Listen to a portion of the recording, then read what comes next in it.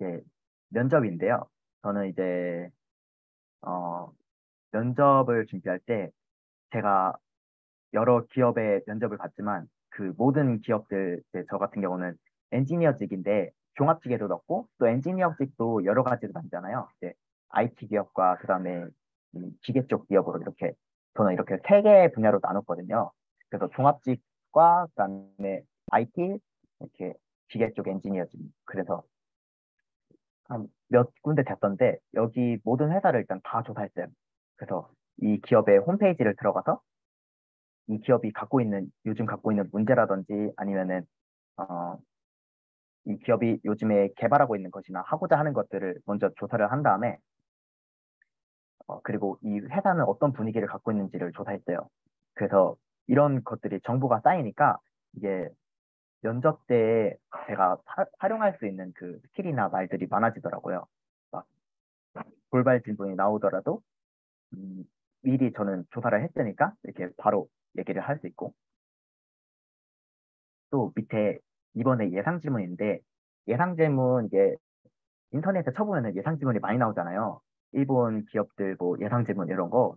네, 저도 마찬가지로 준비를 많이 했어요. 한 스무 개 정도가 많이 나온다고 해서 막 예를 들어서 막 장단점이라든지 아니면은 뭐 학창 시절에 뭐 가크치카라고 하는 그 학창 시절에 가장 열심히 한 예? 뭐 이런 것도 있었고 근데 그렇게 많이 준비를 해갔는데 보통 제가 어 면접 때 질문 받은 개수가 한 10개 내외로 받았는데 예상 질문에서 나온 거는 한 2개 정도밖에 없더라고요. 이게 면접 시간이 보통 한 30분에서 1시간 사이인데 그 1시간에서 30분 사이에 어, 먼저 한 질문을 던져요, 면접관이. 그러면 거기서 질문 1 질문 끝 이게 아니고 1 질문에서 이제 제 대답에 대한 그 파생 질문 또 거기다 파생 질문 요게 이렇게 되게 많이 나와요. 그래가지고 그 파생 질문에 대답을 해야 되니까 거기서 시간이 많이 흐르고 또 예상 질문 준비한 거는 이제 잘 안 쓰게 되는 거죠. 어, 그래서 저는 이제 예상 질문을 준비하는 것보다 이제 모의 면접을 많이 하는 게 좋은 것 같아요. 왜냐면은 그 만약에 같이 동료가 있거나 아니면은 콜에게도 뭐 모의 면접 시스템이 있으니까 그걸 이용하시면은 내가 생각지 않았던 그런 질문들을 받을 때 처음에는 되게 당황하죠. 근데 이제 점점 이게 경력이 쌓이고 보면은 이제 그것도 쉽게 대답할 수 있게 되는 것 같아요. 그래서 저는 제 전공이 아니더라도 일단은 되는 대로 다 면접 봤어요. 다는 모든 일단 이거 붙을만 한 회사는 다 지원했고 안 붙을만 한 회사에도 다 지원을 해서 면접까지 가면은 이거 면접 봐야겠다 하고선 면접도 열심히 봤습니다. 그리고 면접 말고도 설명회를 많이 듣잖아요.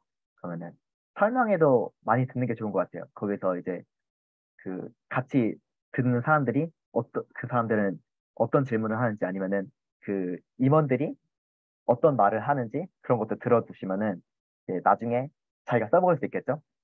그런 말을 자꾸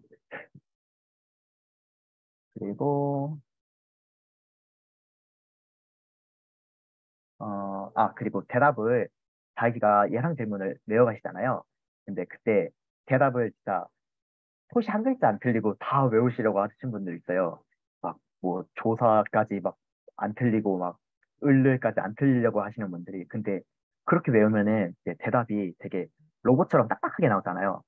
저는 그거를 되게 안 좋게 생각해서 자연스러운 분위기에 차라리 내가 그 단어 조사를 틀리든지 아니면은 단어를 조금 틀리든지 하더라도 되게 부드러운 분위기에 웃으면서 가는 거를 되게 좋다고 생각하기 때문에 저는 대답하는 거는 이제 암기가 아니라 이제 중요한 키워드가 있죠. 만약에 학창 시절에 무슨 축구를 했다 이런 거면은 학창 시절과 축구만 외우고 그 중간에 이제 사이사이에 들어가는 말들은 이제 자기가 그때마다 꾸며주는 식으로 가는 게 되게 좋다고 생각해요. 그렇게 하면은 말이 자연스럽게 나오더라고요.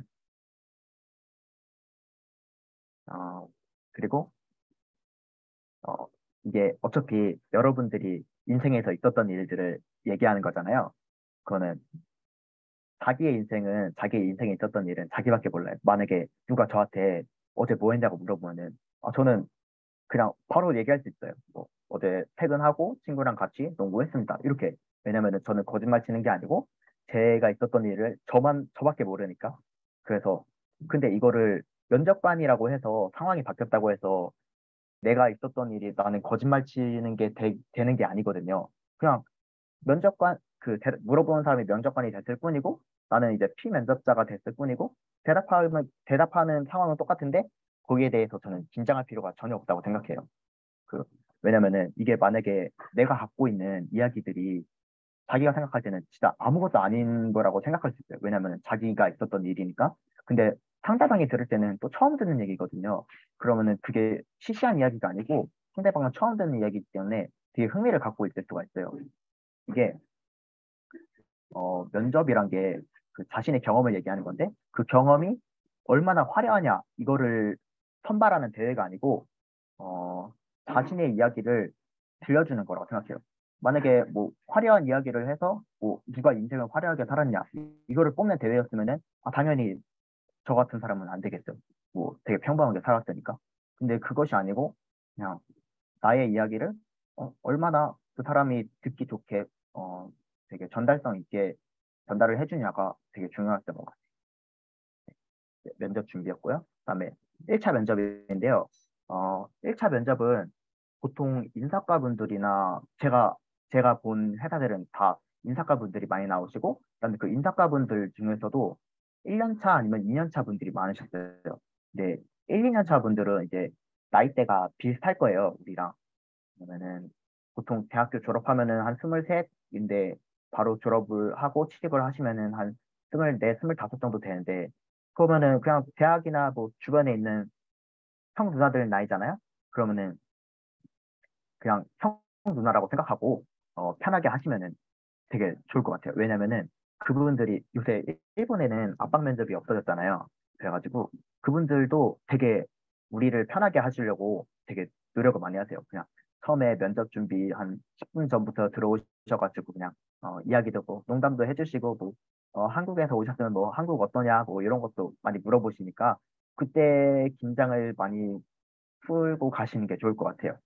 그게 저도 처음에 그 처음 회사 면접 봤을 때는 되게 떨렸어요. 막 손도 막 덜덜덜덜 떨고 막 입도 이게 내가 일본어 일단 외국어를 쓰는 거니까 말도 안 나오고 그다음에 뭐지? 단체 면접이었으니까 나머지 저 빼고 다 일본인이었단 말이에요. 그래가지고 와 쟤네는 일본어를 저렇게 잘하는데 나는 야 일본어를 이렇게 못하는데 이게 취직이 되려나 싶기도 하고 근데 이게 생각을 바꾼 게 어, 면접관을 되게 높게 보고 있었는데 제가 그 면접관이 이제 역질문을 하라고 저한테 시간을 줬어요.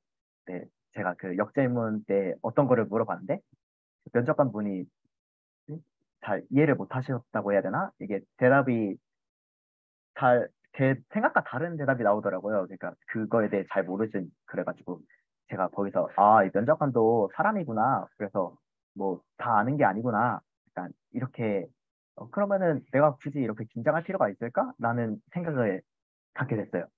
그래가지고 그래서 그때부터 이제 생각이 바뀐 거죠.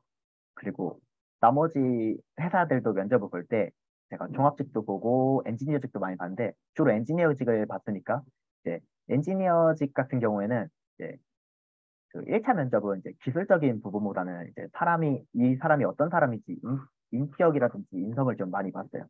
왜냐면은 어차피 그 2차나 3차 면접 때, 임원 면접 때 그때 기술적인 부분을 물어보고 1차 면접 때는 그렇게 시간도 안 기니까 그냥 이 사람이 우리랑 같이 일할 수 있는 사람인지 아니면은 성격이 뭐 뒤틀린 부분은 없는지 뭐 이런 거 많이 물어보시고 그다음에 또 뭐 언어 능력이라 외국인이니까 언어 능력 뭐 이런 것도 많이 보셨던 것 같아요.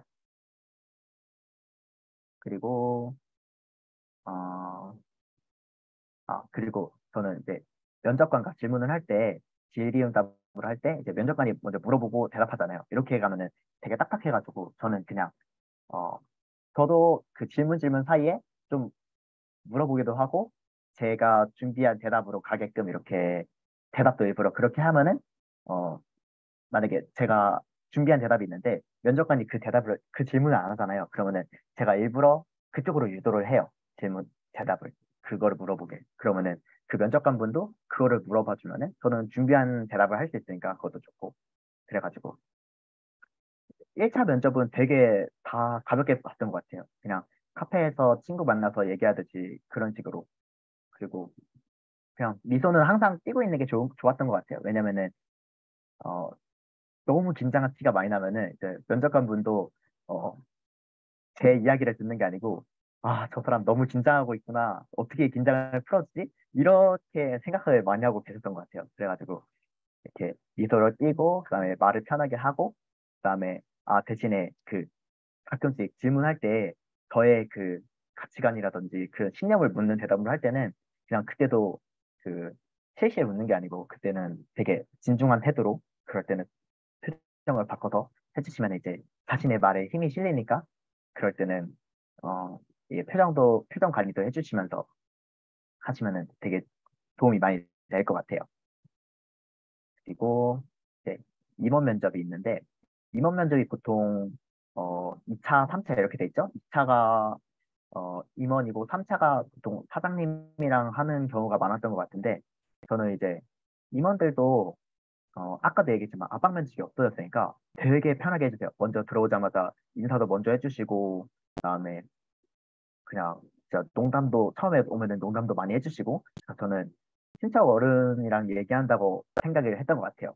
그래서 저도 옛날에는 그 일본 회사면 되게 막 무겁고 그런 분위기를 생각해가지고 그냥 미디어에서 많이 봤던 거 그런 걸 생각하고 있었는데 전혀 아니더라고요. 그냥 어 되게 어 뭐라고 해야 될까? 어 어쩌면은 인사과 분들보다 더 여유가 있죠. 그분들은 이제 나이가 많으시니까. 그러니까 더 여유 있게 긴장되면은 저기 가서 몸 좀 풀고 오라고 막 이런 식으로도 막 해주시고 그래가지고 되게 재밌게 했어요. 그래가지고 여기는 제가 이제 종합직이랑 엔지니어직을 따로따로 얘기할 건데 또 종합직 같은 경우는 이제 말투를 되게 많이 신경 써야 돼요. 제가 종합직 떨어진 것 중에 하나가 어 제가 일본어 얘기할 때 에또라든지 아니면 번호, 아노 이거를 되게 중간에 섞더라고요. 그걸 몰랐는데 그 면접을 보고 알았어요. 그것 때문에 말투가 그 종합직은 일단 사람과 사람을 대하는 직업이기 때문에 그 말투가 안 좋아서 정말 떨어진 게 있더라고요.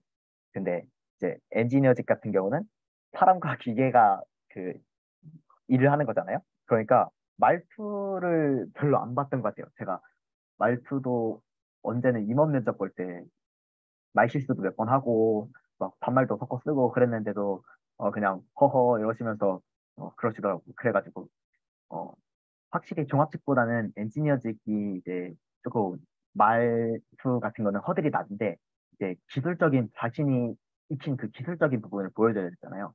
거기서부터는 이제 되게 조금 확실히 자기가 이런 기술을 갖고 있다 이런 거를 말을 해주는 게 좋은 것 같아요.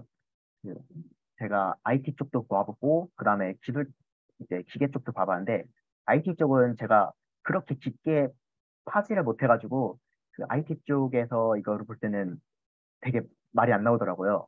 근데 이제 기계 쪽을 제가 메카트로니크과에서 기계를 전공했으니까 기계 쪽에 관련해서는 알고 있는 프로그램도 많고 그다음에 뭐 이런 상황에서 어떻게 해야 되는지도 알고 그다음에 또 임원들 같은 경우는 이제 그 지금 현재 상황이 아니고 그 미래에 대한 이야기라든지 아니면은 저는 미래는 이렇게 될 것 같으니까 아니면은 요즘에 이런 기술이 좀 뜨고 있으니까 이런 얘기를 좋아하시더라고요. 그래가지고 자기가 알고 있는 요즘 사회 이슈가 있잖아요.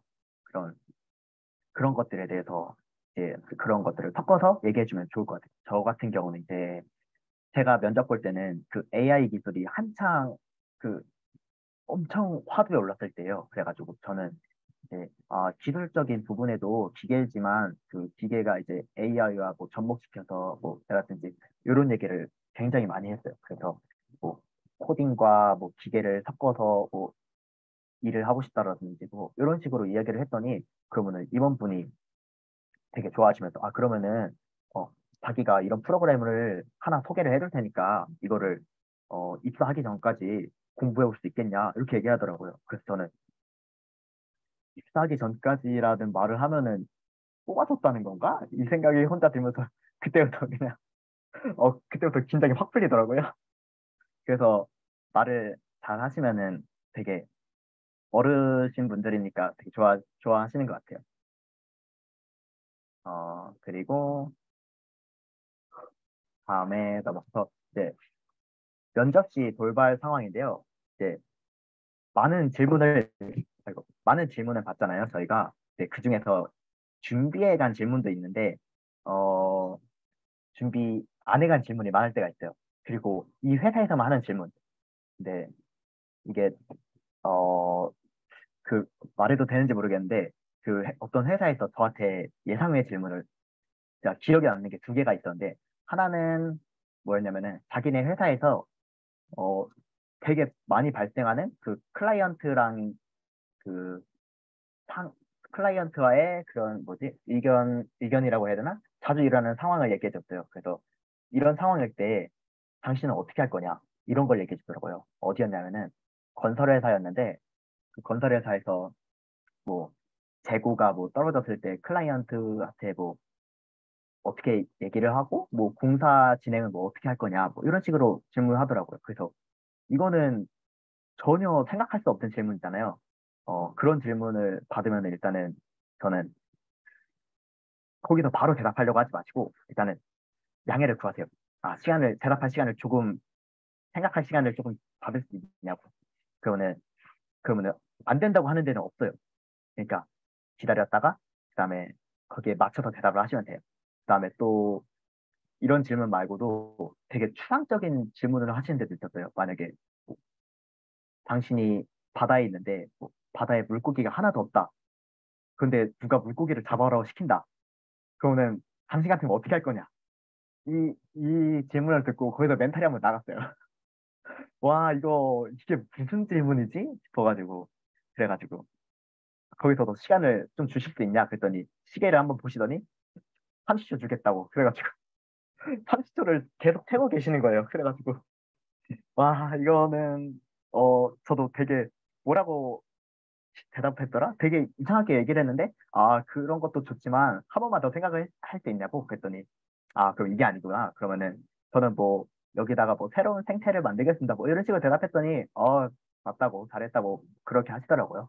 그래가지고, 되게 당황했지만, 그래도 생각을 해보시면은, 뭔가 떠오를 거예요. 뭔가 떠올라요. 그리고 이제, 준비한 대답이 다 떨어졌을 때, 이게 아까 자기 분석을 할 때, 하고 났을 때, 이제 자료를 조금밖에 준비를 안 해갔을 때 벌어지는 상황이거든요.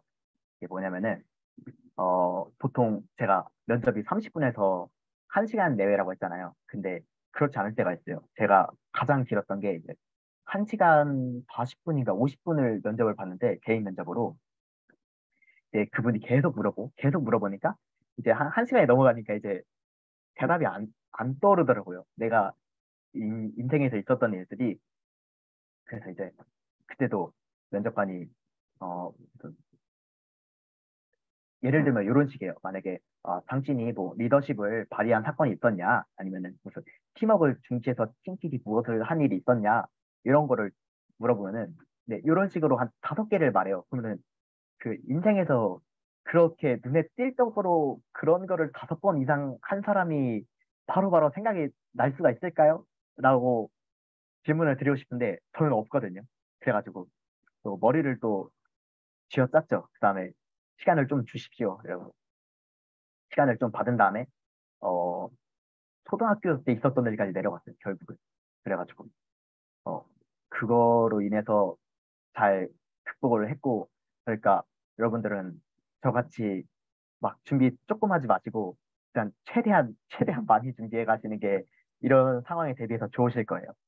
어 그리고 또 이제 많은 고민이 있는데 저도 이 고민을 많이 했어요. 이게 대답을 준비를 하는데 너무 뻔한 대답밖에 안 떠올라요. 만약에 저희는 다 같이 일본 취업을 준비하니까 일본어를 어느 정도 하잖아요. 그런데 그 중에서 이제 면접관이 당신의 인생에서 당신이 가장 성공했다고 생각한 일은 무엇입니까? 라고 질문을 받았다고 예를 들면은, 어, 저 같은 경우는 아무리 그래도 일본어를 가장 잘하니까 인생에서 그래서 일본어밖에 생각이 안 나는 거예요. 가장 성공한 일이. 근데 이거는 일본의 입장에서 보면은, 아, 너네가 일본에 취업하는데 일본어 잘하는 건 당연한 거 아니냐. 솔직히 네이티브랑 비교하면 네이티브보다 떨어지고, 그런데도 불구하고 일본어를 특기로 뽑았다는 거는 이제 뭐, 그럼 얘기나 들어나 보자. 약간 이렇게 될 수도 있단 말이에요. 그러면은, 그리고 너무 외국인 치고 대답이 너무 뻔하니까.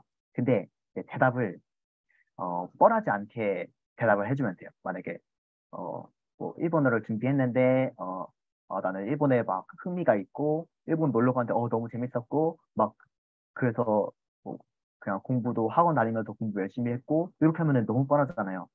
이런 식으로 대답하기보다는, 제가 대답한 거는, 뭐, 일본어를 공부할 때, 이제, 저만의 그, 공부법을 이제 만들어서, 남들은 하지 않는 방식으로 공부를 했습니다. 그리고서 이제, 제가 한 공부 방법을 이렇게 얘기를 해주는 거죠. 그러면은 제가 어떻게 대답을 했냐면은 저는 남들이 이제 그 문법과 단어를 열심히 외울 때 저는 먼저 일본의 문화를 이해하려고 노력했습니다. 문화를 먼저 이해하면은 그 단어라든지 아니면은 언어는 그 사람들이 살아온 그 역사이기 때문에 그 문화를 먼저 이해하면은 그 언어가 쉽게 이해될 거라고 생각해서 저는 문화를 먼저 이해했습니다. 약간 이런 식으로 대답을 했어요. 그랬더니 그 다음부터도 이제 그러면은 일본의 문화에 대해서 뭐 그런 식으로 되게 질문을 많이 오더라고요. 근데 일본 문화야 뭐 저희가 뭐 많이 알고 있으니까 대답하기 쉽잖아요. 그래서 그런 식으로 이제 대답을 유도도 하고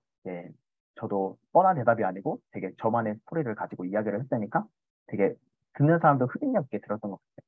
아니면은 만약에 어 일본어가 아니더라면은 만약에 독서를 한다라는 거를 자기가 취미로 얘기할 때 독서를 한다.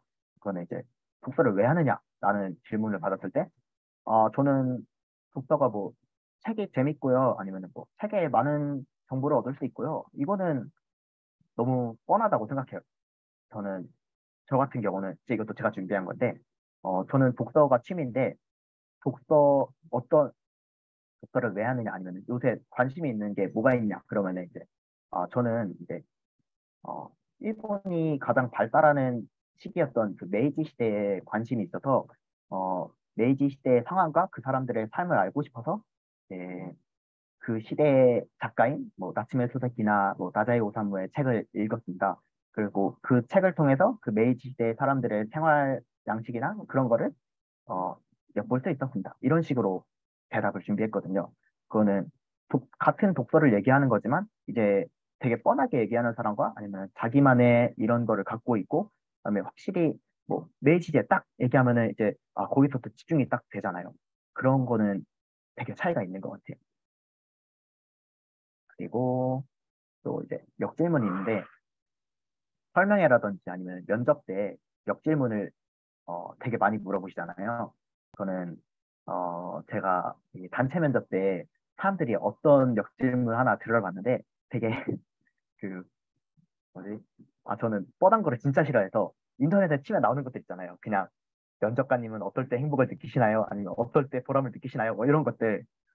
저는 되게 성격이 삐뚤어졌나 봐요. 그런 거를 듣기가 싫더라고요. 그래가지고 아니 왜 저런 거를 물어보지 싶어서 저는 애초에 그 설명회라든지 아니면은 뭐 요즘 시대에 맞춰서 시대의 트렌드라든지 그런 거를 다 조사를 해갖고 왔으니까 어 그냥 진짜 그 기업에 대해서 기업이 요즘 안고 있는 문제라든지 아니면은 그 기업이 뭐 준비하고 있는 것 아니면은 그런 것 인재상에서 뭐 이런 거는 왜 이런 인재를 구하나요? 이런 거를 준비해 갖고 왔단 말이에요.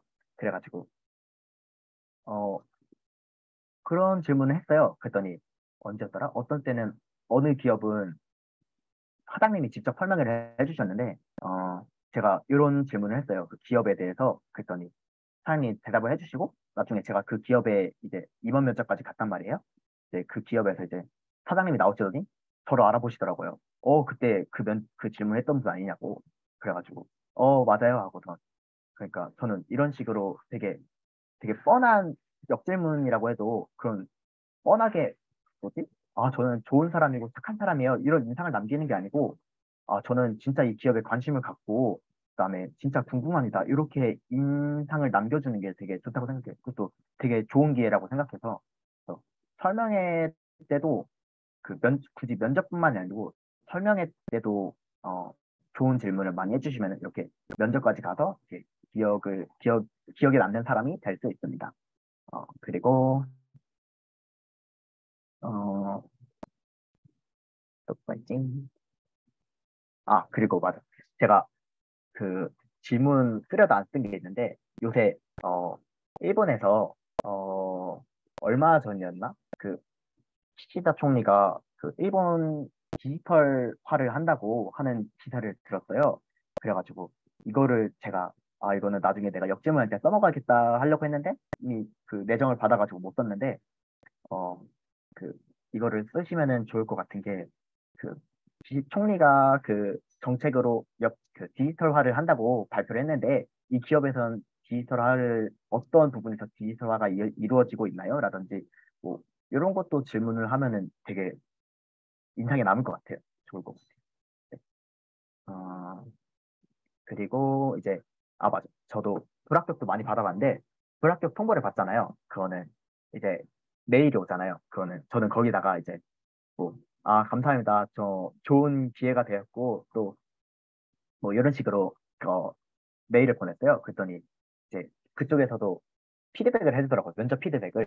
그래가지고, 면접이 불합격 통보를 받아서, 그냥 거기다가, 그냥, 감사합니다. 뭐, 번창하시길 바랍니다. 뭐, 이런 식으로만 보내줘도, 뭐, 피드백 받으면 좋은 거고, 안 받으면 뭐, 그냥 많은 거고, 그러니까, 어, 보내시는 것도 좋은 것 같아요.